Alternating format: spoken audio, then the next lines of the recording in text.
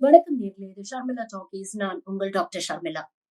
இந்தியாவின் தங்க மங்கை இன்னைக்கு இந்தியா வந்து சேர்ந்திருக்கிறாரு. வினேஷ் போகட்ட பத்தி தான் நான் சொல்றேன். டெல்லி ஏர்போர்ட்ல அவங்க வந்து இறங்குனோன்ன அந்த விஷுவல்ஸ் எல்லாம் வந்து சமூக வலைதளங்கள்ல வைரல் ஆச்சு. அதெல்லாம் பார்க்கும் பொழுது உண்மையிலேயே எவ்வளவு பெரிய ஒரு உணர்ச்சி பிழம்பா அது இருந்தது அப்படிங்கறத வந்து நம்மளால ரியலைஸ் பண்ண முடியுது. வினேஷ் போகட் வந்து இங்க இறங்கும் பொழுது அவங்களுடைய முகத்தை வச்சு அவங்களுடைய மைண்டுக்குள்ள எவ்வளவு விஷயங்கள் ஓடுது அப்படிங்கறத நம்மளால உணர முடிஞ்சது. ஒரு பக்கம் இவ்ளோ பெரிய ஒரு நீண்ட நெடிய போராட்டத்துக்கு அப்புறம் நம்மளால ஒரு கோல்டு மெடல ஜெயிக்க முடியலையே அப்படிங்கிற ஒரு வருத்தம், அந்த வலி இதெல்லாம் அவங்க முகத்துல வந்து பட்டவர்த்தனமா தெரிஞ்சது. இன்னொரு பக்கம் நாம வந்து இறங்கி இருக்கிறோம். இவ்வளவு பெரிய ஒரு ரிசப்ஷன் நமக்கு கிடைக்குதே. அப்ப ஏதோ ஒரு விதத்துல நாட்டு மக்கள்லாம் நமக்கு ஆதரவா இருக்கிறாங்க அப்படிங்கிற ஒரு ஆறுதல் இருக்குல்ல. அந்த ரிலீஃப் அதுவும் அவங்க முகத்துல தெரிஞ்சது. டெல்லி ஏர்போர்ட்ல இருந்து அவங்க வெளியில வரும்பொழுது அவ்வளவு பெரிய ஒரு கூட்டம். அவங்கள வரவேற்கிறதுக்காக நெறைய விவசாயிகள் சங்கங்கள்ல இருந்து விவசாயிகள் நெறைய பேர் வந்திருந்தாங்க. அவங்களுடைய ரசிகர்கள், பொதுமக்கள், ஸ்போர்ட்ஸ் ஃப்ரெட்டர்னிட்டிய சேர்ந்தவங்க எல்லாரும் வந்து அவங்களுக்கு ஒரு பெரிய ஆரவாரத்தோட அவங்கள வெல்கம் பண்றாங்க. விவசாயிகள் சங்கத்தை சார்ந்தவர்கள் அவங்களோட அந்த பச்சை கொடியானதை அவங்களுக்கு போர்த்தி அவங்கள வரவேற்கிறாங்க. அவங்களால உணர்ச்சி வசப்பட்டு எதுவுமே பேச முடியல. ஆனா கண்ணுல இருந்து கண்ணீர் மட்டும் அப்படியே தார தாரையா கொட்டுது. அவங்க கண்டிப்பா இவ்ளோ பெரிய ரிசப்ஷன் நமக்கு கிடைக்கும் அப்படின்னு எதிர்பார்த்திருக்க மாட்டாங்க. ஏன்னா பாரிஸ்ல இருக்கும் பொழுது, இந்த பிரச்சனைகள்லாம் நடக்கும் பொழுது, சமூக வலைதளங்கள்ல இந்த சங்கி கூட்டம் எந்த அளவுக்கு அவங்கள கேரக்டர் அசாசினேட் பண்ணி சிறுமைப்படுத்த முயற்சி பண்ணாங்க அப்படிங்கறதெல்லாம் அவங்க அங்கேருந்து பார்த்திருப்பாங்க இல்லையா? அதனால இவ்ளோ பெரிய ஒரு ரெஸ்பான்ஸ் இருக்குமா? நம்ம மக்களை எல்லாம் நம்ம கைவிட்டுட்டோம். அவங்களுடைய எதிர்பார்ப்பெல்லாம் நம்ம வந்து நிறைவேத்த முடியல. ஏதோ ஒரு விதத்துல வந்து நம்ம அவங்கள எல்லாம் கைவிட்டுட்டோம். அவங்க எதிர்பார்ப்பெல்லாம் கைவிட்டுட்டோம். அப்படிங்கிற ஒரு சென்ஸ் ஆஃப் ஃபெயிலியரோட தான் அவங்க வந்து இறங்குனாங்க. ஆனா இந்த மக்களுடைய இந்த ஆதரவு, இந்த ஆரவாரம், இந்த கரகோஷம் இதெல்லாம் பார்த்தோன்னே அவங்களுக்கு பேச்சே வரல. அங்கேருந்து கிளம்புனவங்க அவங்களுடைய ஊரான அந்த கிராமமான பலாலிக்கு போய் சேர்றதுக்கு கிட்டத்தட்ட 12 மணி நேரம் ஆச்சாம். வழி நெடுக அவ்வளவு கூட்டம். மக்கள் அவங்க மேல பூ தூவுறாங்க.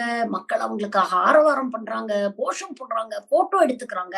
எனக்கு தெரிஞ்சு வேற எந்த ஸ்போர்ட்ஸ் பெர்சனாலிட்டிக்கோ, அரசியல்வாதிக்கோ இவ்ளோ பெரிய வெல்கம் இருந்ததே கிடையாது. 12 மணி நேரத்துக்கு அப்புறம் அவங்களுடைய கிராமத்த போய் அவங்க ரீச் பண்றாங்க. அங்க போனோம்னா அவங்களுக்கு இன்னொரு சர்ப்ரைஸ் காத்துக்கிட்டு இருக்கு. அந்த கிராமத்துல இருக்கக்கூடிய மக்கள், சுத்துவட்டார கிராமத்தில் இருக்கக்கூடிய மக்கள், பொதுமக்கள் எல்லாரும் சேர்ந்து ஆளாளுக்கு அவங்களால முடிஞ்ச காச போட்டு அவங்களுக்காக ஒரு தங்க மெடல ரெடி பண்ணி வச்சிருக்காங்க. அவங்க கிராமத்துல இருக்கக்கூடிய அந்த வாட்ச்மேன் என்னால முடிஞ்சது இந்த ரூ. 10 தான். அத நான் கான்ட்ரிபியூஷனா குடுக்குறேன் அப்படின்னு குடுத்திருக்கிறார். அந்த மாதிரி ரூ. 10ல ஆரம்பிச்சு பல ஆயிரங்கள் பல மக்கள் கான்ட்ரிபியூட் பண்ணியிருக்காங்க. அதெல்லாம் வச்சு தங்க மெடல் ரெடி பண்ணி கிட்டத்தட்ட 750 கிலோ லட்டு, ஸ்வீட் ரெடி பண்ணி அவங்களுக்கு ஒரு பெரிய வரவேற்பு குடுத்திருக்காங்க. நீ தங்க மெடல் வாங்கலன்னா என்ன? அது ஒரு பெரிய விஷயமா? எங்க மனசெல்லாம் நீ ஜெயிச்சுட்ட. எங்கள பொறுத்தவரைக்கும் இந்தியாவுடைய தங்க மங்கை நீதான். அதற்கான அங்கீகாரம் இதோ. ஒலிம்பிக் மெடல் கிடைக்கலன்னா என்ன? இந்த மெடல வாங்கிக்க அப்படின்னு சொல்லி வினேஷ் போகட்டுக்கு அந்த மெடல குடுக்குறாங்க. வினேஷ் போகட் ஒரு சிறந்த மல்யுத்த வீராங்கனை அப்படின்னு நினைச்சா இந்த மெடல குடுத்திருக்காங்க? இல்ல. அதையும் தாண்டி வினேஷ் போகட் எவ்ளோ கடுமையான எதிர்ப்புகளை சந்திச்சு இன்னைக்கு இந்த நிலைமையில வந்து நின்னு இருக்கிறாங்க. அந்த காரணத்துக்காக அந்த தைரியத்தை, அந்த தன்னம்பிக்கை, அந்த விடாமுயற்சிய பாராட்டி இன்னைக்கு அவங்களுக்கு மெடல் குடுத்திருக்காங்க. அந்த மெடல வாங்கின வினேஷ் போகட் என்ன சொல்லியிருக்கிறாங்க தெரியுமா? எனக்கு ஒரு பெரிய வருத்தம் இருந்தது. இந்த நாட்டையே நான் கைவிட்டுட்டேனோ! இந்த ஒலிம்பிக் மெடல மிஸ் பண்ணி இந்த நாட்டையே நான் கைவிட்டுட்டேனோ! அப்படிங்கிற ஒரு வருத்தத்தோட தான் நான் வந்து இறங்குனேன். ஆனா இன்னைக்கு ஒரு 1000 கோல்டு மெடல் கிடைச்ச அளவுக்கு இந்த மக்களுடைய அன்பு எனக்கு சந்தோஷத்த குடுத்திருக்கு. இத விட எனக்கு வேற என்ன வேணும்? நான் கூட ஒரு விரக்தியில இந்த ரெஸ்லிங்க விட்டே நான் வந்து விலகிக்கிறேன் அப்படின்னு பாரிஸ்ல இருந்து நான் வந்து செய்தியாளர் சந்திப்புல நான் சொல்லிட்டேன். ஆனா என்னால இதுலருந்து விலக முடியும்னு எனக்கு தோணல. ஏன்னா அந்த அளவுக்கு கடுமையாக நான் போராடி இருக்கிறேன். இவ்ளோ மக்களுடைய அன்ப பார்க்கும் பொழுது, இதுல இருந்து நான் விலகிட்டேன்னா, இந்த மக்களுடைய அன்புக்கெல்லாம் ஒரு அர்த்தமே இல்லாம போயிடுமே அப்படின்னு எனக்கு தோணுது. நான் மீண்டு வருவேன். இந்த போராட்டம் இன்னும் முடியல. இந்த போராட்டம் இன்னும் தொடரும் அப்படின்னு சொல்லியிருக்கிறாங்க.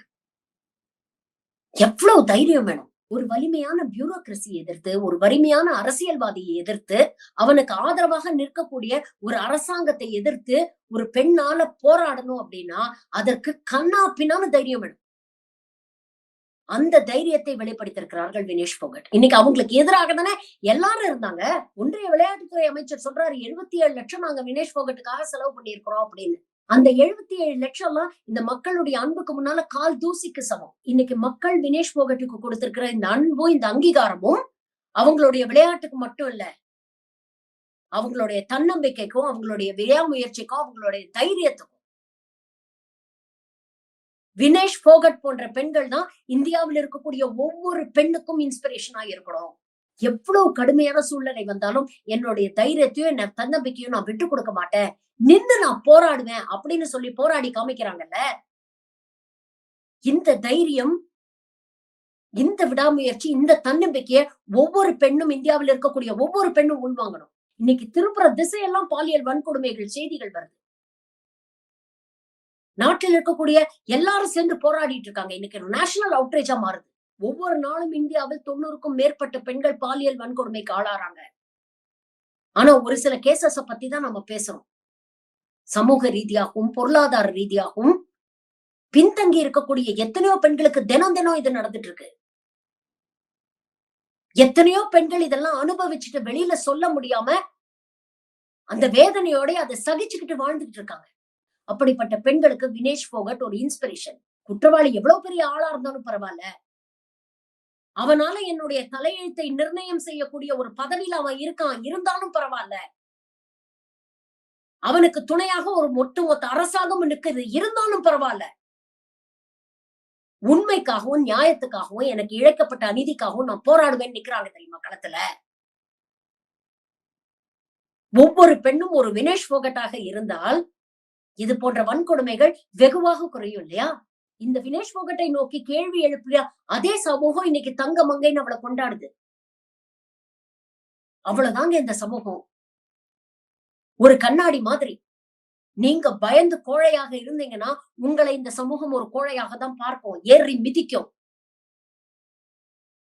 நான் இப்படிதான்டா, நான் கேள்வி கேட்பேன் அப்படின்னு தைரியமா நெஞ்ச நிமித்திட்டு நின்னீங்கன்னா இந்த சமூகம் உங்களை பார்த்து ஆஹா எவ்வளவு தைரியமான பொண்ணு அப்படின்னு ஆதரிக்கும். உங்களோட சேர்ந்து வந்து நின்னு போறான். இதை ஒவ்வொரு பொண்ணும் புரிஞ்சுக்கணும். வினேஷ் போகட்டுடைய வாழ்க்கை நமக்கு கற்றுக் கொடுக்கக்கூடிய பாடம் இது. ஒலிம்பிக் கோல்டு மெடல் வரலன்னா என்ன, இந்திய மக்கள் மனசுல என்னன்னைக்குமே நீங்க தங்க மங்கை தான். வாழ்த்துக்கள் வினேஷ் போகட். நன்றி, வணக்கம்.